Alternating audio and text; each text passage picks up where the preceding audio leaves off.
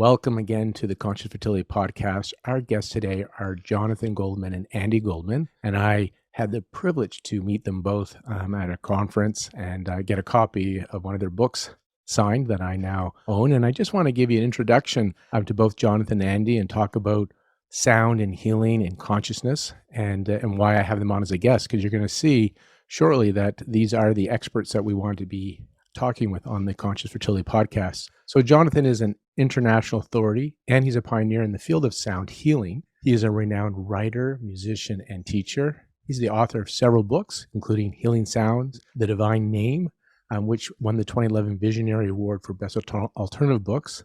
He's written The 7 Secrets of Sound Healing, and he's composed lots of great music.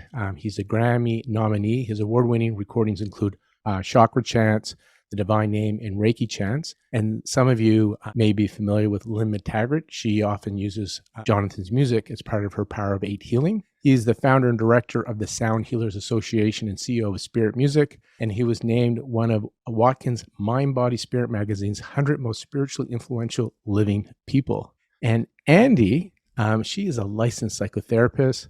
She specializes in holistic counseling and sound therapy as well. She's the director of the Healing Sound Seminar and co-director of the Sound Healers Association. She is a musician, teacher, and sound healer. She's an award-winning author, and she's also the wife and partner of Jonathan Goldman. So we got our couple here today. So welcome both of you to the Conscious Fertility Podcast. Lauren, we are delighted to be here, and thank you for having us. What a pleasure it is to be here indeed, and thank you so much for that lovely bio. Good to have you guys here. And, you know, the reason I wanted to invite you is when I heard you speak, Jonathan, at the conference, and then I got to meet both you and Andi afterwards, and just being in your presence was a pleasure. So I don't know what you're broadcasting, but you're just nice to be around. And then what you shared in your presentation, I thought would be really beneficial to our listeners. Now, I'll share with you guys that the title is called the Conscious Fertility Podcast, and fertility can have many meanings. Now, a big part of our audience are trying to grow their families. However, we're aware that we have listeners that have been tuning in because they love the consciousness aspect of this, and there's that growing that life within that everybody is interested in, no matter what age and where you are in your life. And we often share that our goal is to heal the planet. We have to heal our hearts and minds. And when we heal our hearts and minds, then how we connect and see the world, the perception will change, and we'll just be more into a cooperative versus a competitive mindset. And we go from conscious fertility to conscious conception to conscious pregnancy to conscious parenting. And so this is kind of the goal of this podcast. And I wanted to talk about always looking for ways for people to connect to their higher self, their inner guidance, and ways to help heal. And that's on a mind, body, spirit level. So you're what I think of one of the few people that I know, because I don't know a lot of people that are into sound healing or the experts in this area. So I find it serendipitous that we got to meet. And I'd like to ask, and whoever wants to start answering, both of you jump in, please. But I'm kind of curious, just in your background, how did you both get started in the field of sound? It's a long story. I'll get started first. And then I'll pop in. And Andi can hop in, because for me, I come from a family of doctors, first of all. Brother, father, grandfather, all doctors, and some very well-known medical doctors, as a matter of fact. And I was the rebel. I was the musician. Mm-hmm. And I tell you, back then, when I was playing in a rock and roll band in Cape Cod, Massachusetts, Seaside Bar, and I went out in the audience as I'm playing, and I looked out and I saw that there was an ambiance of negativity and violence. And I had the thought that, gee, I wonder if music can help make people feel better. Because until that time, and then from there, I literally, within the week, that thought went from, can music be used to make people feel better, to can sound be used to heal? And that was back in the late 70s, quite a while ago. Yeah. It literally was a whole shift of my consciousness. And certainly now, 50 plus years later, maybe not, maybe 40 plus years later, I don't know how old I am anymore. But the bottom line is, as one begins to move into understanding the power of sound as a consciousness shifting tool, as a biofield shifting tool, as a tool to affect our physical body, it doesn't stop. It keeps getting better and better, and the secrets just reveal themselves more and more. Because if on a level as our ancient mystics and our modern quantum physicists say everything is vibration, then you can apply using sound any field and path in this lifetime and other lifetimes. Because that's the idea, that everything is kind of a vibration. There's waves and particles. Waves are collapsing to particles. Here's our matter. And if sound is all frequency vibration, then you're saying we can use that to affect everything around us. Indeed. But let's move into how Andi got into Yes. So, So Andi, yes, I'm very curious to know how you came into music. And again, your background is you're a counselor, right? So you're a psychotherapist. So I'm curious how you came into sound, and hopefully you'll jump in also about how you're using it in your practice. Oh, lovely. Lauren, I'd love to share that. Jonathan and I, first of all, have been working together for going on 30 years now. Prior to meeting Jonathan, as a holistic psychotherapist, I was very into expressive therapies. And so that was the main flow of my practice. And of course, even before that, gosh, way back in my very early 20s, which was a very long time ago, metaphysical areas and consciousness raising areas, I was right there in it, long before it was more well known, those types of modalities. And so at any rate, I met Jonathan, and of course I was and still am a psychotherapist, and working with sound was probably, from my experience, the most experiential modality. Because when you start working with sound with people, like we were just saying, everything is vibration. And so you can utilize the voice is the main focus that we work with, that I worked with. And it really can shift and change our consciousness. And when we are utilizing our voice and working with our own sound, there's something that happens where there's a release of oftentimes stress. There is openings in being able to get more clarity on what route we want to take as we are healing. And so it was sort of a natural thing. And then Jonathan and I had a mutual friend. He is now passed over, by the name of Don Campbell, who was quite well known in the field of sound. He wrote The Mozart Effect, which was, I think, a very popular book. And he was a mutual friend of ours. And he actually sort of introduced us. And so the rest is history. The rest is history. Now, we're going to talk about healing, because a lot of our listeners love to know the mechanism behind the healing, which I know you talked about in the presentation. So I hope to direct you there at some point. But you're saying that sound can be used for healing. And so I'm curious what the basic principles of sound healing are. And for our listeners, and how I understand this, I come from the Chinese medicine principles, and I think you subscribe to this idea as well, that the body has this innate ability to heal. Like, we're constantly reproducing cells, we're fighting cancers and pathogens. Like, the body has this self-sustaining capacity. And when it gets out of balance, then we have dis-ease, and then pain or diseases can actually manifest. So I'm curious. So I use that as our segue into how we're using sound to help us heal, because I'm assuming it's helping the body's innate ability to heal. And I'm curious what the basic principles that you have seen in sound healing, or any research that's available. Great, Lauren. And I would just like to suggest, as we talked about before a little bit, that everything is in a state of vibration and everything is sound. So from the electrons moving around the nucleus of an atom to planets and distant galaxies moving around their suns, they're in a state of vibration which can be perceived of as being a sound.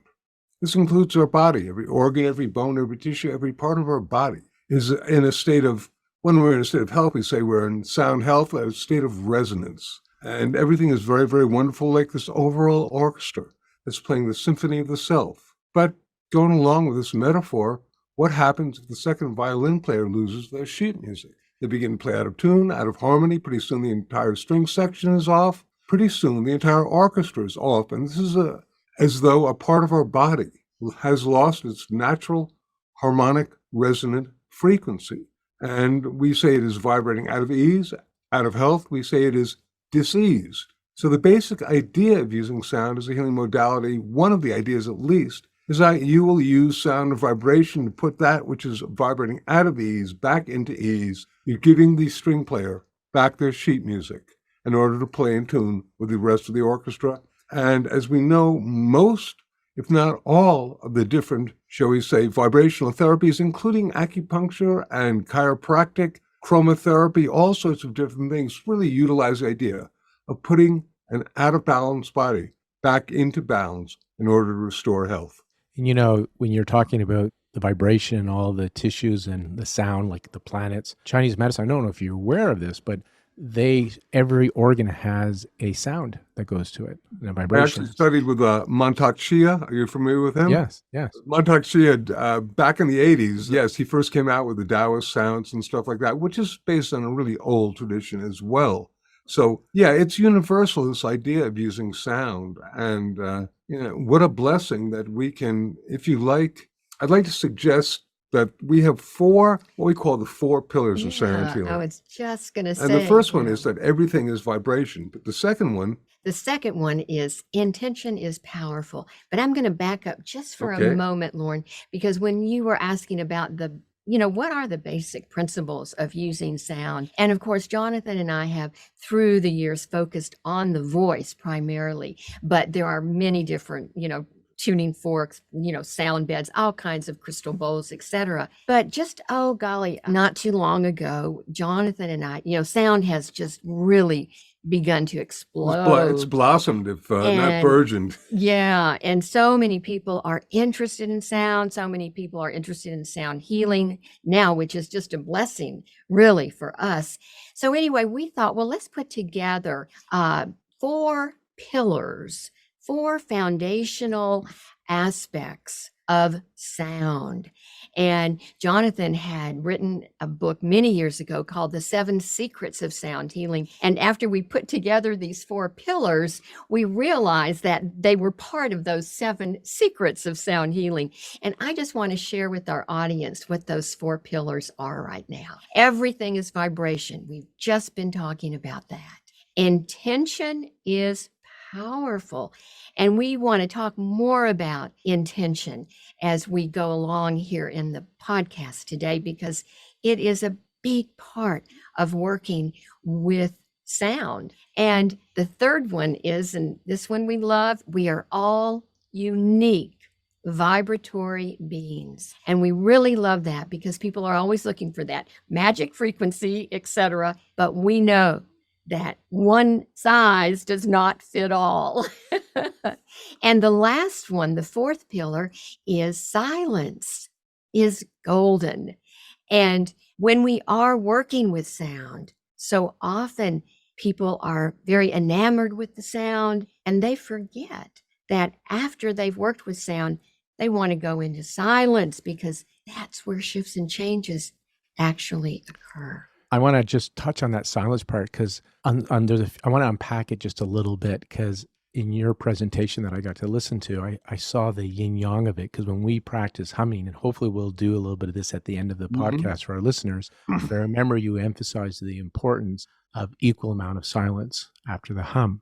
And I think of the yin yang. Yin is stillness, yang is activity. I think of in hypnotherapy, I'm trained as a clinical hypnotherapist, as we are regressing and using language in the hypnotherapy session, we purposely have pauses and silence. We're not talking all the time. And then I use a lot of low-level laser therapy. There's actually research on using it for altered states, so use it on the brain, but we use it for our fertility patients or pain patients. And we're starting to find that when we pulse the light, so the light's on and then the light's off, there's that silence, the cells absorb in and do better with that. So it seems to me it's not just with sound, it's kind of it's starting to look like a universal yin yang thing, that there's got to be a little bit of activity and then a little bit of rest. And I think you've observed this when it came to sound.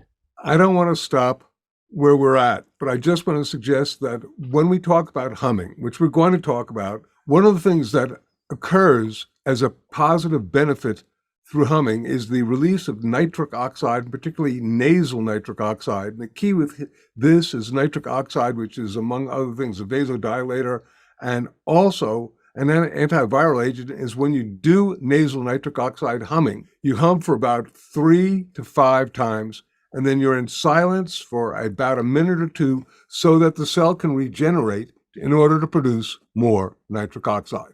Now back to our program. And we're going to talk more. That's one of the mechanisms, and nitric oxide is so important when it comes to health and vitality and immunity, as you shared. And that's one of them that I remember you talked about. But let's go back to where we were with the basic principles of sound healing.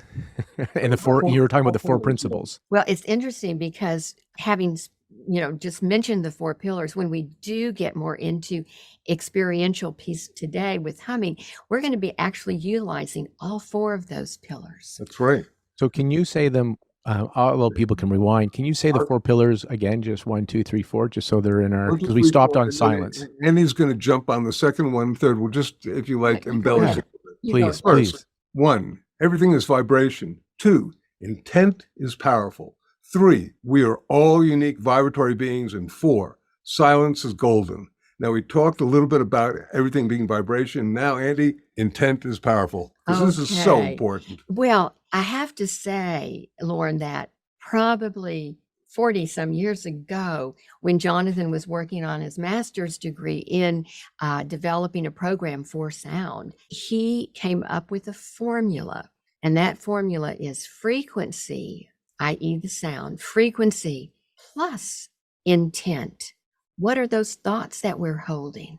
That intention, frequency plus intent equals healing. And Jonathan has a great story about that. I don't know if you want to share that, Jonathan. It's a great one. Just in a quick one, I had a pile of papers about Yo-Hi, which were all these different systems of using sound for healing, from doctors, from scientists, from spiritual masters, from yogis, you name it. And coming from a family of doctors, I was going to put them all together and be the first person who ever correlated all this information and make one solid, cohesive unit. And instead, Lauren, as I got together, Dr. A would be using a certain set of frequencies or tones for an organ. Dr. B would be using a totally different set of frequencies for the same organ, and both claiming success. Spiritual Master X would be doing one mantra for a particular chakra, and Spiritual Master Y would be using a completely different mantra for the same chakra. And I was sitting there with my head in my hand going, oh my God, how can this be? I was in a state of intellectual angst. This inner voice said it is not only the frequency of the sound that creates its effect, but also the intention of the person making and receiving the sound. And I wrote down frequency plus intent equals healing. This is more than 40 years ago, and it seems more relevant than ever. Back then, when I first started doing it and talking to scientists and doctors about the importance of frequencies, they looked at me like I was from another planet, which I well might be, but they weren't supposed to know it. But blessed be, then you had people from Wayne Dyer doing his Power of Intent, to Joe Dispenza talking about You Are the Placebo, Bruce Lipton's Biology of Belief, Lynn McTaggart doing her work with the intention experiments, Masaru Emoto doing his water work. And this has grown and grown. And as we get more into a consciousness and we understand about, among other things, the double slit experiment and how our consciousness can literally affect the field of reality. Well, that includes the energy of sound. You just said something that I think it's worth to emphasize, that consciousness, your thinking, your feeling, impacts the fabric of our universe. It puts a little bit of a butterfly effect. And so intention is key here. And as thoughts come up, I want to share, when I trained in Qigong many years ago in the early 2000s as part of my Chinese medicine training, I dismissed Qigong because I was like, silliness. And it wasn't until recently, because Qigong is about movement, breath, intention. And when I went into Qigong, I dismissed it and I saw the movement and the breath, but there was no intention behind it when I was doing it. And that was the missing ingredient I learned 20 plus years later. And so when I heard you say frequency plus intention equals healing, it made the dots connect, because Qigong was movement, exercise plus intention. And movement creates energy. Like when we create energy, like water, it has to spin the wheel, or the windmills. Like we always need movement to generate energy. And so that's why Qigong has that breath and movement into it. But the missing ingredient is intention. If you do it without the intention, you don't get the same effect. And that's what you had realized when it came to sound healing. I think, again, another universal law maybe we're uncovering here. No. And indeed, Andi and I do this monthly sound satsang, which is a wonderful free teaching that we do online, and it collects a lot of people. And we were recently, for example, working with the power of mantra. And one of the things is that, without going heavily into it, one of the things that's so important is in order to empower the mantra, we think it's really useful to really know what the mantra is and have an idea of what you want to create when you are chanting the mantra. That just amplifies it. The whole thing is, if you like, about amplifying fields. Now we're going to go into number three, okay, which is we are all unique vibratory beings, because this is all just too important before we go into. And Andi, you want to take that one? Well, sure, because everyone experiences sound. Everyone experiences life in their own unique way, and they're coming to whatever their challenge is from, with what they've had happen in their backgrounds, etc. So we're just all unique. We have a thumbprint is unique, etc. Well, this happens to apply to sound as well. And so I might hear a piece of music that just, touches my heart and just takes me, brings back all kinds of memories. Jonathan may hear that same piece of music and go, Andi, what are you listening to that for? I don't like that. So it's really interesting. We are, we just experience sound and music very, very uniquely to ourselves. And we think this is so important because as the field of sound grows and grows, you're getting more and more people who are frequencyists. It's a new term. You hadn't heard that one before. Okay, I helped create that in my first awareness of sound, and when I generated my award-winning books, I talk about, once again, the importance and power of frequency. And there is an importance and power, but people zero in on that, and then they look for the magic frequency. And then there are a number of magic frequencies that are making the rounds these days. And from our perspective, they're probably nonsense, unless, of course, you're empowering that frequency with an intentionality, in which case it's going to work. So we have to honor it. But at the same time, we don't want to restrict our thing because, for example, there is a belief that a certain frequency is a frequency of love. And without going any more, I'd say, boy, this is really a pity if a mother has to hold a baby, sing a lullaby to the baby, and look at a guitar tuner to make sure she's singing in the right keynote in order to be generating love. How absurd is that? And how damaging is that to the power of sound? So you're saying it's not one size fits all. Yeah, exactly. And you're going back to your intention part. That's how I think the word you use is you're using consciousness to encode upon the sound. So intention can amplify anything you're doing. Absolutely. That was beautifully said, Lauren, because the intention part, once again, is so important. And then, of course, if we go in now to the last pillar, which is silence is golden. Wow. When we are in silence, there is so much that is happening after we've made sound, and the shifts and changes that are occurring at a cellular level are very, very powerful. And it's interesting because I always like to, after we've, say, for instance, and we'll do this later on today, but after we've even hummed for, say, 5 minutes and you're in silence, the shifts and changes that bring in that balance. But I find it's a time to listen to our inner wisdom and that inner voice. When we listen within, that's what happens when we're in that silence. And to just kind of, again, emphasize this point, this inner wisdom. And for those that have been listening to the podcast, we've had multiple expert guests, physicists, and they all have different names for this: higher self, little c for little consciousness, big C for big consciousness. One thing that is showing up here is that we are tapping into something. We don't totally understand it, but we're seeing shifts and changes. We're seeing where the resistance is lowered through this work, through conscious work and sound being part of that. And then that brings in the allowing and receptivity that we're looking for. So I just wanted to share, because when you said you're tapping into that part of yourself, some people go, but I want to share that if you listen to the other episodes, we're not going to go into that today, but there's some really interesting discussions by physicists and doctors talking about this new science, and that the data is growing and we should not dismiss it.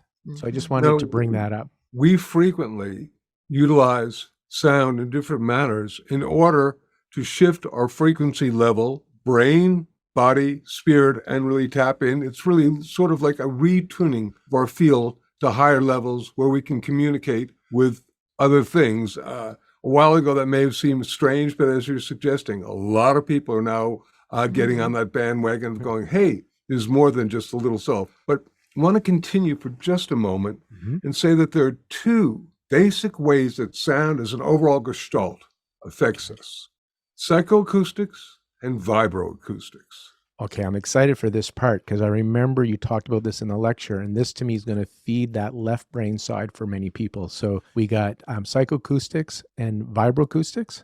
Right. All right, Right. go for it. I need to hear it again, so I'm glad that you brought this up. Well, I'll start with psychoacoustics because that is when we are actually listening. We were just talking about listening within that. When we're listening, when the sound goes in through our ears and travels down our auditory pathways up into our brain, it affects our brain waves. It affects our heart rate, our respiration, our breathing. So when we are listening to specific sounds, that when we're listening to anything really, it goes right up into our brain. So this is important because if it's affecting brain waves, heart rate, respiration, then it's affecting our autonomic nervous system. And for those that are trying to grow the family, that's the hypothalamus, pituitary, ovarian axis, the hypothalamus, pituitary, adrenal axis. This health and well-being is based on the autonomic nervous system. Fabulous vagus nerve. And now we got the vagus nerve, which goes from the brain all the way down through the gut, heart, lungs, gut. And now more data is coming up. One of our guests had talked about that it goes right up to the cervix level. So reproductive system. But, yeah. Well, and I mean, we can use sound to affect our brain waves, our heart rate, our respiration. So, once again, it's a great healing modality. So just jumping into the psychoacoustics, because there's vibroacoustics, and I want to get into that in a minute, but just jumping into psychoacoustics is when we listen to music or the voice. And I want to suggest that it's so important that we can all use the conversational voice as a healing instrument if we program it with intention, such as compassion or kindness or love. We can heal people with a voice with a simple, hello, how are you doing? I mean, actually, Andi and I go for a walk every day at this nature preserve, and we pass people. And I consciously would go, hi, how you doing? Because sometimes we're looking glum and they look on, oh, I'm doing good. Thank you for asking, that type of thing. So we can all practice that immediately. Number one, that's using on a level psychoacoustics. And that's important. So again, there's the intention, using your voice. And as you said, you can set the intention with compassion or kindness, love. Again, for my listeners, a lot of my patients listen. I often encourage them to listen to a podcast by Joan Rosenberg. And she talks about when you speak your truth, be clear to do it with kindness, be positive, be compassionate. So there's the intention, right? So again, I just love it, the synchronicities here. And what's very interesting, boy, I remember, I'm not going to get into this, but many years ago, I remember watching a famous politician talking about some sort of event that was happening globally. And I just immediately got hit in the solar plexus. And I knew that he was not telling the truth. And it was a huge global event. And I thought, wow, this is, we're being told something that is incorrect. And you can oftentimes feel this if we just use that sense of being. But the second thing, vibroacoustics. It's where the sound goes into our body, going into us on a cellular level, molecular level, DNA level. And here's a quote from the New York Times Science section, February 8th, 1988. So it's not new. Lauren, most of the stuff is not new. It's just people are now doing more and more awareness and research on it. Sound, shaped into a dazzling tool, can make, break, or rearrange molecular structure. They're talking about ultrasound, but ultimately this is also very, very true about that which falls within the audible range. And two things I want to say in terms of, I was thinking about this just as Andi was speaking, and this is very important if people don't know about it. It's the work of Dr. Alfred Tomatis, who's a French otolaryngologist back in the 90s, who did a lot of work with the ear, but also a lot of work with listening, and also a lot of work with the importance of sound in utero for the baby. And the baby's if you like, ear seems to almost develop before the brain. And the baby can pick up sound waves from particularly the mother very, very early. I think it's probably within about 2 months or more. And so it's really important to be consciously aware of the sounds that we make in utero when a baby is developing. And I have actually created a recording for the birth of our first son, Joshua, called Dolphin Dreams, that was created for the birthing process, neonatal, all sorts of things. It's a wonderful thing, but there are other recordings as well. So just this idea that you can use sound to enhance the birthing process. And I would just tell you that I have stories of people who use this recording to, shall we say, they were unable to manifest a baby, whatever the term is. And all of a sudden, within doing this, they'd sit in. And a week later, my wife got pregnant, or a week later I got pregnant, or we got pregnant, or whatever. I thought, well, isn't that interesting? That's, of course, we are all unique vibratory beings, because that, if I could sell this as an instant pregnancy kit, I think that would be great. But no, that is a true story that happened to actually a famous psychotherapist that we know. And we're looking for everything to tip the scales in our favor for health, harmony, vitality. And so this may be that thing that just helps push you into that balance, to that vibratory state that looks like health. Well, and Lauren, we've been talking a lot about the voice, and through the years, Jonathan and I have really taught so many exercises where people are toning their chakras. We're working with maybe specific mantras. We're utilizing the voice as a very powerful tool. And a few years ago, we've been doing this for a long, long time, and we realized how the sound field really is just, blossoming now. And we thought, well, and they didn't really, people don't understand what is sound healing and how does sound work. And we thought, okay, what we want to do is write a book about a sound that absolutely everybody can make, that absolutely everybody understands right off the bat. And we looked at each other and we went, what should we write this book about? And we just went, let's go back to the beginning. And basic bottom line is that we perceive that the voice is the most healing instrument. Mm-hmm. Number one, it doesn't require electricity, batteries. You don't have to stick it in your pocket or spend any money on it. And the owner's manual is relatively easy to use. And most everybody, if you've got a conversational voice, you can basically use it. And it's the easiest way to program intentionality. With other instruments and all that stuff, you have to put your intentionality into the sound being created by that. Here, you can just, naturally put your intentionality, perhaps projecting love and compassion or whatever you want to do into the sound that you're making.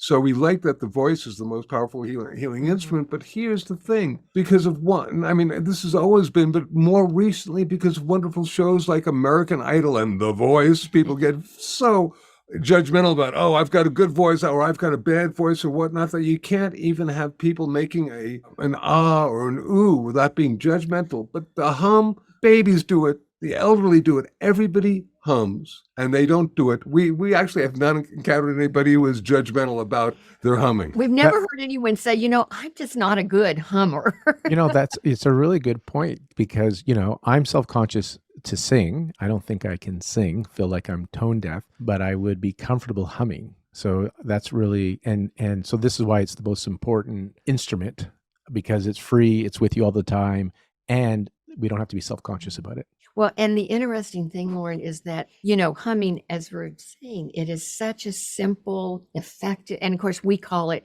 conscious humming.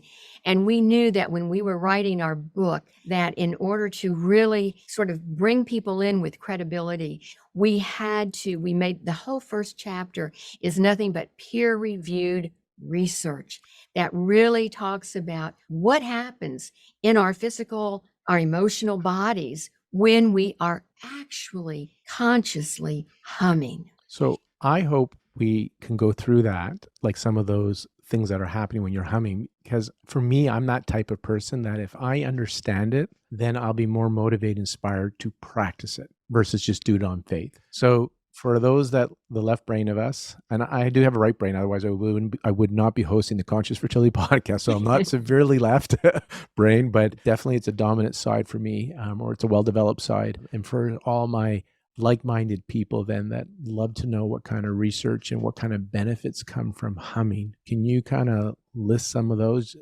I'm assuming the vagus nerve you mentioned, and I just want to share with our listeners, we got Stephen Porges as one of our podcasts. So beautiful. He talks about, so we're not going to get into great detail in the vagus nerve, but I'd love you to talk a little bit about it because we have a whole episode on the vagus nerve and healing from Stephen Porges. But the benefits. We're not going to talk about it except to suggest that there are two ways of consciously affecting the vagus nerve. One of them is through slow, deep breathing. The other way is through humming. That's, I believe, in Stephen's book.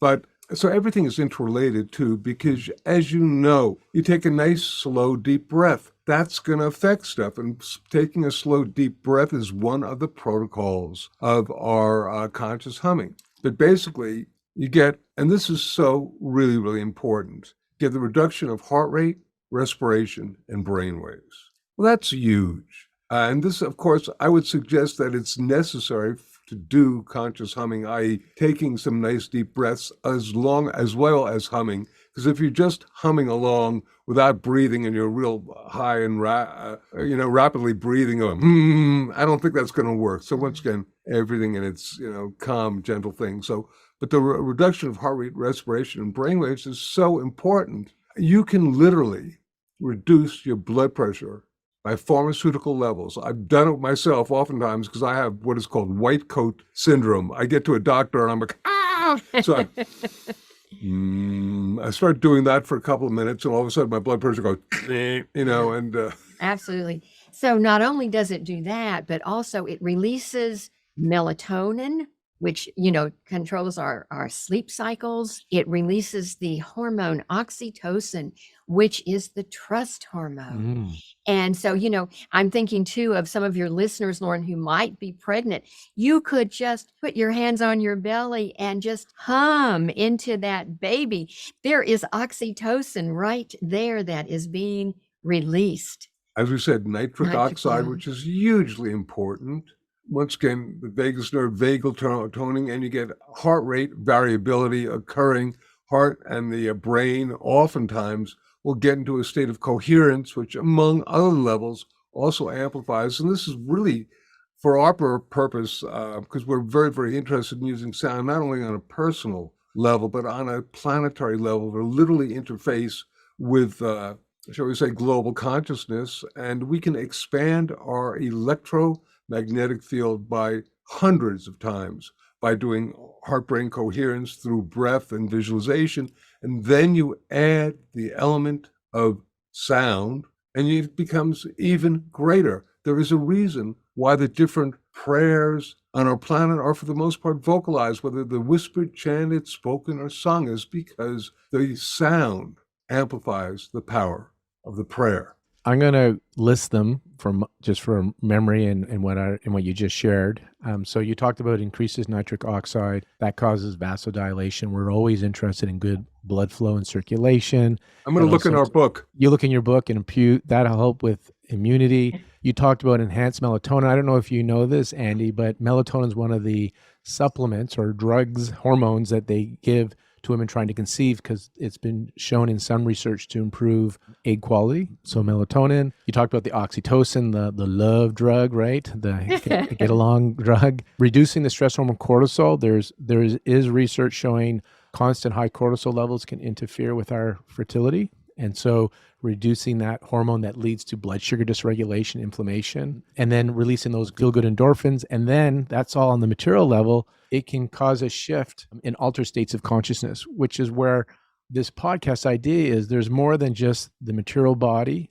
There's something else going on. You talked about this to connect to that. Some call it consciousness or higher self. So when we're looking for miracles or for something that can do something beyond the physical, then this is another way to tap into that. So to me, sounds like something I want to be doing on a regular basis. So do you want to kind of describe the process and take our listeners through some humming? But I got to just jump in. There have been fertility chants, fertility sonic rituals since the beginning of time.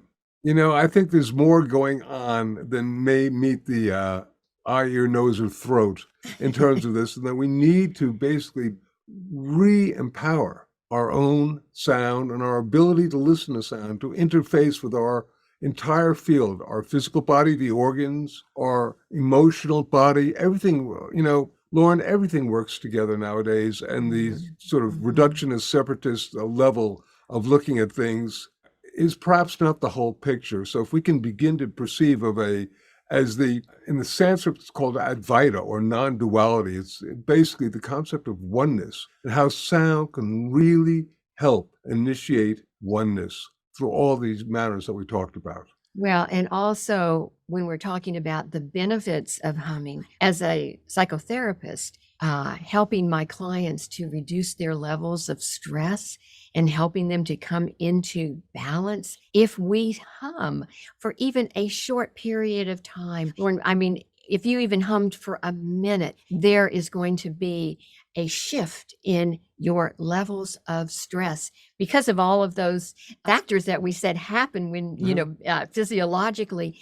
But I love the fact that something as simple but yet as effective as humming can actually help bring someone into balance and help them reduce those levels of stress. Now, this will be the first time you're hearing this, but my listeners know that I have this approach for conscious work that I work with the people I see, and it's called Notice, Accept, Choose Again. The idea is to interrupt our story when we're unconscious, right? And it comes from Viktor Frankl's quote that I paraphrase, where in a situation, there is a moment where you either unconsciously, habitually react, or in that moment, you can consciously choose to respond. And I use NAC, notice how you're feeling, right? Don't take it personally. Everything you experience is through the lens of your subconscious.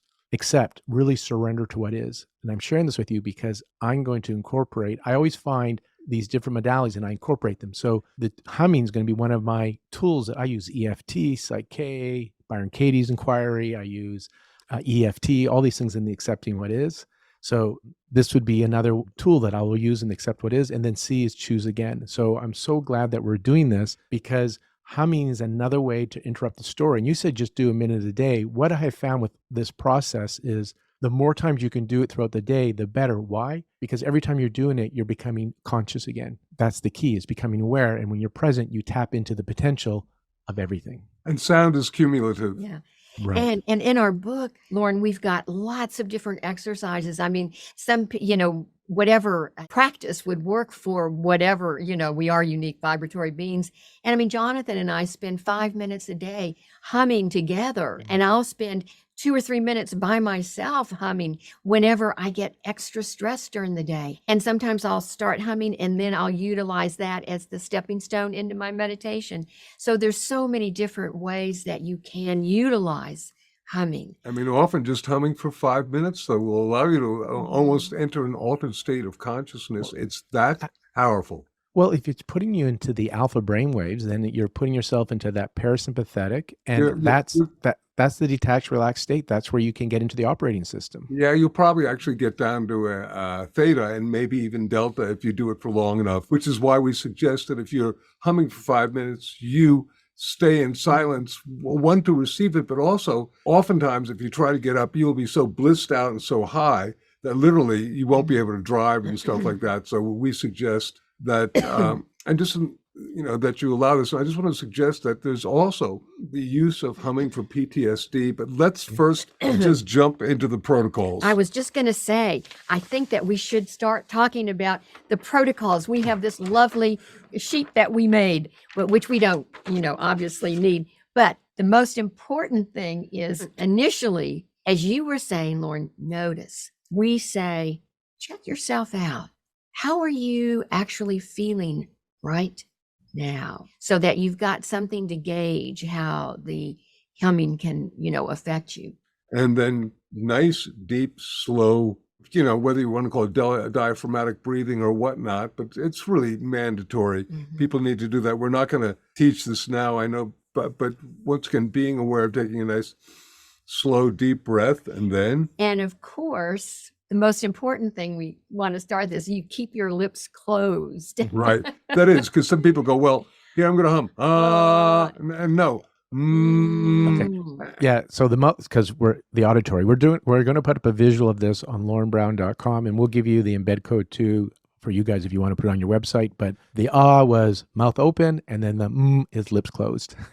Which then causes you to have the hum to be the most powerful vibroacoustic sound that you can make, because as soon as you go then the sound is going out. As soon as it's you're getting much more of a sonic massage or vibration occurring through the lips closed. And we want to also, when we're humming, stay in your comfort zone.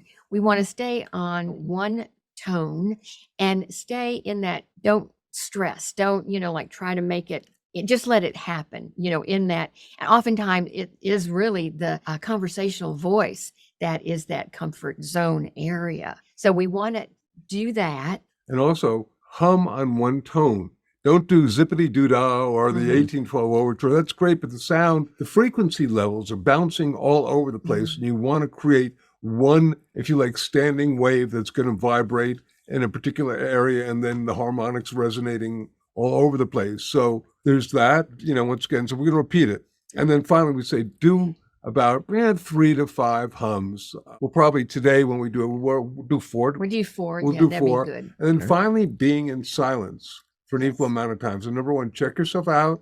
Deep and relaxed breathing. Keep your lips closed.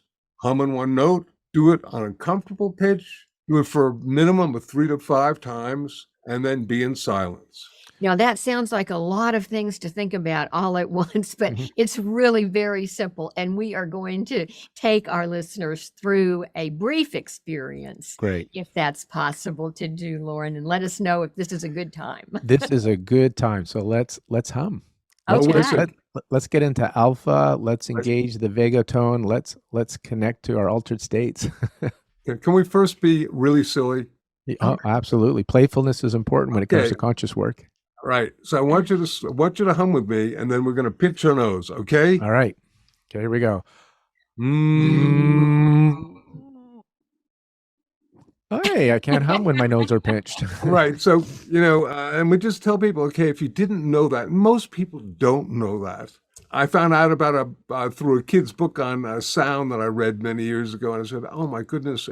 So if we don't know about the hum, maybe there are other secrets about the hum, arcane mysteries of the hum that are there. Okay, so we are indeed going to now get a little more grounded, at least I will, and I would just suggest that we do. Let us begin. So what we always do at the very beginning is we close our eyes, because when our eyes are closed, that focus internally seems to be enhanced. And we're going to take a couple of nice, deep belly breaths, diaphragmatic breaths, and we're going to begin to have our bodies relax. So let's just take a couple of nice, deep breaths right now. And breathe out with a sigh, letting go of anything that is not serving you in this moment. Let go of any anxiety, or just begin to breathe in and breathe out. And then what we're going to do shortly is we're going to be breathing in, and on the out breath, on the exhale, that is where the hum comes out. So we'll be breathing in, and then we'll hum. So that's basically it. We'll do 4 of those. Yeah. So if we can. Yeah. So eyes closed. Take that nice deep breath. Stay in your comfort zone, by the way, and we will now begin a series of 4 hums. Breathing in and hum.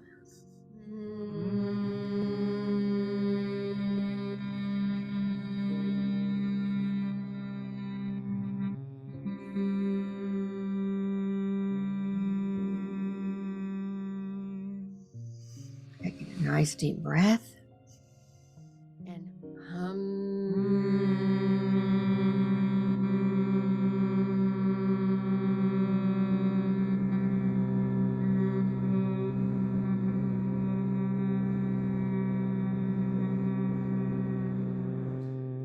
Breathing in.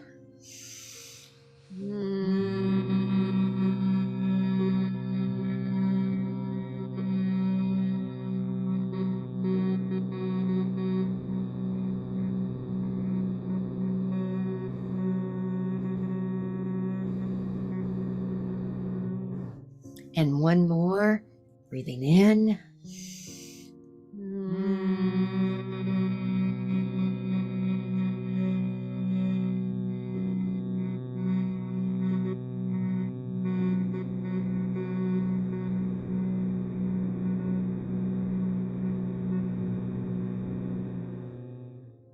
And now we'll be in silence for a few moments.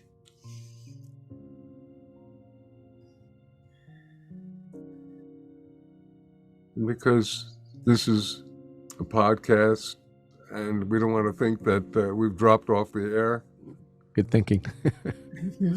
we'll just say that when we do this by ourselves, we're in silence for a lot longer. Because even now, Lauren, I don't know how you're feeling, but I got pretty buzzed by doing those 4 hums. Yeah. How were you feeling during that, Lauren? I enjoyed it. And and it was just neat to notice the feeling in my chest and in my head. And then I thought about our conversation today, and then I started just thinking thoughts that I wanted to put the intention behind my hum. So I decided to add some intention while I was humming.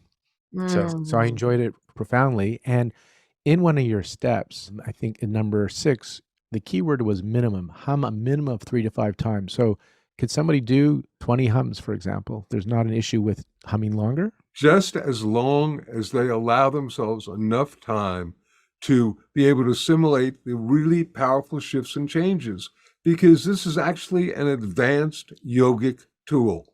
Okay. It's called Brahmari Pranayama. And this basically can take you to really very, very powerful levels of consciousness, altered states of consciousness. And because of that, you need to be able to, if you're out of your body, you don't want to try to get up and have to answer the phone. So allow space to assimilate the really powerful shifts and changes. So if you're just starting, I always say less is more in this case. So maybe do those 3 to 5 hums for a couple of days, a couple times a day before you increase the length, because you're going to also have to, or not have to, but the benefit comes from when you have equal silence after the hum. So 3 to 5 times. Love it. Yeah, and really set aside, that time where you won't be disturbed, so that, even if you have 5 minutes or 10 minutes, but set that time aside so that you can effectively hum and be in silence. And as you were saying, the key to really the next level of this is all in our book, is putting your intention on the hum, what you want the hum to do. Where do you want it to resonate? You can change the resonance without changing the pitch or the tone, simply through your consciousness. What do you want to manifest? If you like the hum, believe it or not, is a sacred sound. It is perhaps the original sound of creation. The Yoga Sutras, written by Patanjali thousands of years ago, Sutra 1.27 basically says the original sound of creation was pranava, the humming of prana. They had to give it a name, so they called it Om. And Lauren, I would just love to take a moment and read a quote that Bruce Lipton wrote that is on the back of our book, because it kind of sums all of this up. Love to hear it. And we have an episode with Bruce Lipton on the Conscious Fertility Podcast as well. So after you guys listen to this quote, the invitation here is listen to Steve Porges' episode and Bruce Lipton's, and it will tie a lot of this together. Oh, I love that. Thank you.